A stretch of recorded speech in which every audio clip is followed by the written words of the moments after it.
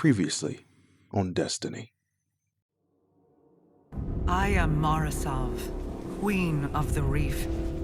I once made a great sacrifice to protect humanity from the Hive. I lost everything.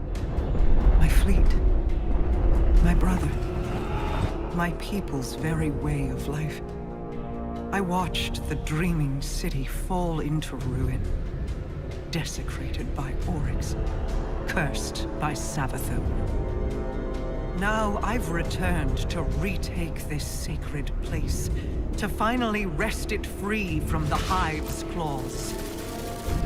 Although you have taken things near and dear to me as well. You have also learned that your list of enemies need not be so broadly defined. Today we are afforded a unique opportunity. The road ahead of us is fraught with perilous choices, Guardian. Choose wisely. Third sibling of the Osmium dynasty, Xivu Arath, bearing the moniker of God of War, and third sister to Savathun and the Taken King Oryx. There is little perceived about the Hive Goddess as there is known. Despite the picture painted, we have seen little of her, and with good reason. She has witnessed the demise of the strongest of her family tree, snuffed out in the blink of an eye by the hands of Guardians. A grim yet truthful tale. However, the witness has a keen eye trained on Xivu. To what end, however, is barely visible. Welcome back, Guardians. My name is Samlab. And today, I ask, where is Xivu Arath? Thanks to the Pyramid Fleet, all the races of the Sol system had their gaze fixed squarely on the potential of a second collapse. During the season of the hunt, Xivu Arath thought to play her hand and bear down upon us all, and fill the empty void left by Shadow. Having stopped Xivu Arath's plans to use Hive cryptoliths, Hive devices used to corrupt and take other living entities, the Hive God became desperate and sought victory in the wake of her sister's failures. The Dreaming City influenced by the Pyramids, or ultimately the Witness. Angry and frustrated, Xivu launched an attack on the Blind Well, a power device that can only be used by awoken Techeuns. But what is the Blind Well? Glad you asked. The physical Blind Well is a dimensional rift generator that is charged by the vast quantities of paracausal forces, such as the light. The device was calibrated during the Taken War, but after the Dreaming City was invaded and the Queen disappeared, no one knew the intended destination. In short, it has the power to pierce into the Ascendant Plane and beyond, riding on the connective strand of cosmic impossibility. And this device was used to retrieve Queen Marasov. Have a listen to this lore entry titled Pathfinder's Hood. Thus it reads. Petra watched Sadia preside over the 13 of the new coven. A mixture of pride and fearful anxiety knotted her stomach, as if the interior of her skin was being tugged into her gut by warm sinew strings. She held the shape of her smile until they had taken their positions within the Blind Well. Orstein, Yalia, Shari formed the core of the party, with the others interlinking in an exterior circle. They situated themselves at key points around the thrumming Wayfinder's compass that bent the air into wild, chromatic slurries. the well awakened. They prepared their minds, slipped into meditation, communion in searching. 13 voices spoke as one, and then silence as the well dropped into prisms of glass beneath the novice coven's feet.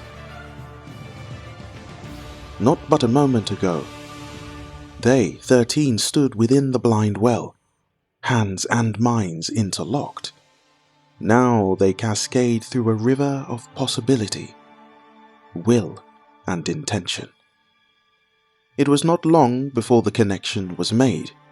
Queen Marasov's voice filled their thoughts, and they drew to it like gravity.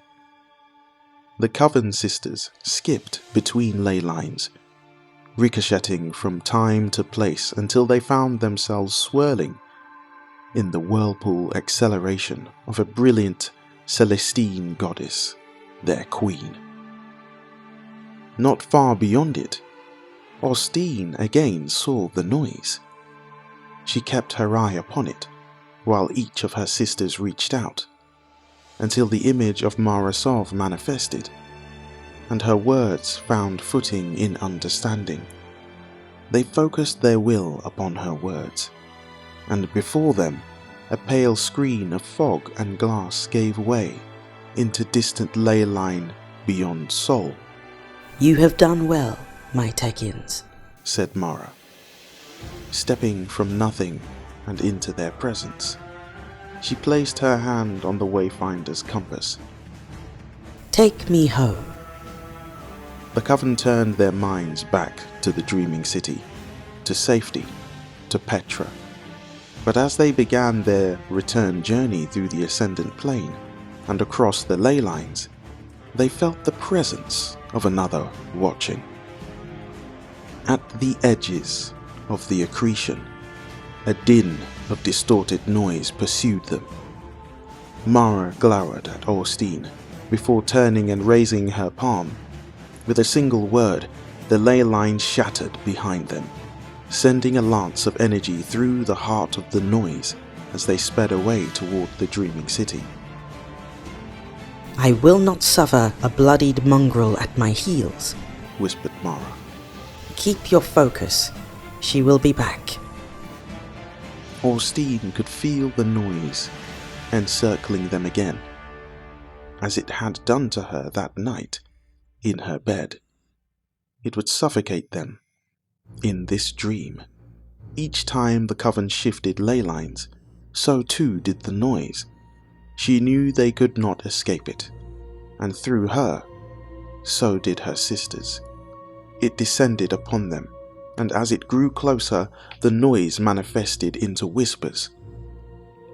Austine's mind could think of nothing but the name Xivu Arath. She could see the dreaming city, but the image wasn't clear. The sharpness of the connection was darkening. Her sisters felt her worry. They did not have the strength to escape. Their minds aligned on an action. Austine grabbed the compass and placed it in Marasov's hand. "We will ensure your arrival." Each sister shifted her thoughts from the dreaming city to her own corner of the Ascendant Plane, and with a burst of will they scattered themselves across the ley lines. The noise halted momentarily and split in every direction to follow them. Queen Marasov crashed to her feet as she connected with the floor of the blind well. "My queen!" Petra looked to the quickly sealing rift from which she fell. "Where are the others?" Fascinating. To think that Xivu Arath would gain access to the Ascendant Plane is interesting. It is possible that Savathun could have shared all she learned from Lavinia. Perhaps, but we'll never really know. One thing is clear. The new Hive Queen isn't fooling around. She means to stop or take something from the Awoken. And she had been waiting all this time for the Techians to try and find their queen, to launch her master plan. Despite her nature being that of war, it seems as though Xivu is being cautious and careful before making her next move. Have a listen then to this lore entry titled Dark Heirlooms. Thus it reads. Report by Vannet encrypted router. Zavala, your most recent correspondence came as a surprise. While I thank you and Akora for undergoing the formality of lifting my exile, I had not expected any additional direction from Vanguard High Command, and so I have not read it. The zealots that followed me to Mercury have proved themselves useful. Twice now, actually. They possessed an artifact. In their stores, a hive fang. Look to the grooves that run along its root. They allow it to break away from the jaw, so that another may take its place. The hive bear resemblance to another predator I found in simulations of ancient Earth. I don't imagine you've ever seen a shark, Zavala, but you would admire the simplicity and single-minded devotion.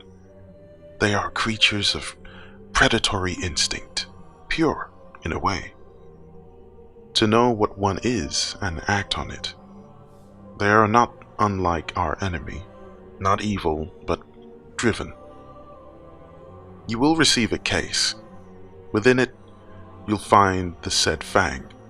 It is of Xivu Arath, hive aspect of war. In my travels I found similar artifacts, ground and burnt, upon a shrine buried deep beneath Luna's crust.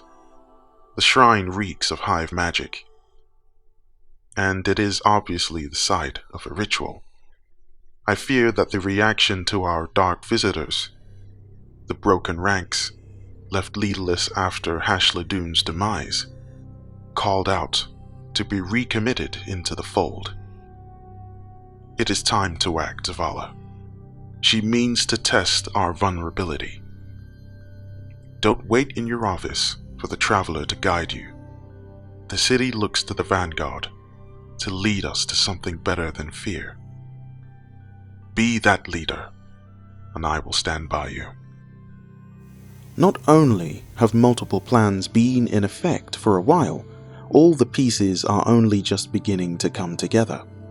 Xivu Arath has most certainly heard about her sister Savathun being able to wield the power of the light, albeit for a short time, and even temporarily transmat the Traveler from the Last City to her throne world in order to keep it safe from the Witness. But the real question is, does Xivu know about the false truth told to her by the worms at the behest of Rolk, disciple of the Witness? And where is Imaru? Is he planning to remain in control of the Lucent Brood? Or will he form an alliance with Xivu Arath? Everything rests on a hair trigger, Guardians, and it's impossible to unravel the web of truth and lies. If you hold on to the light of hope, then you will know the truth, and the truth will set you free. Do not despair. Only in dark can the power of light be revealed, so keep on holding on to hope. For now, that's all I have for you. Hopefully you have enjoyed watching and listening to this video. If you did, be sure to comment below and give this video a like.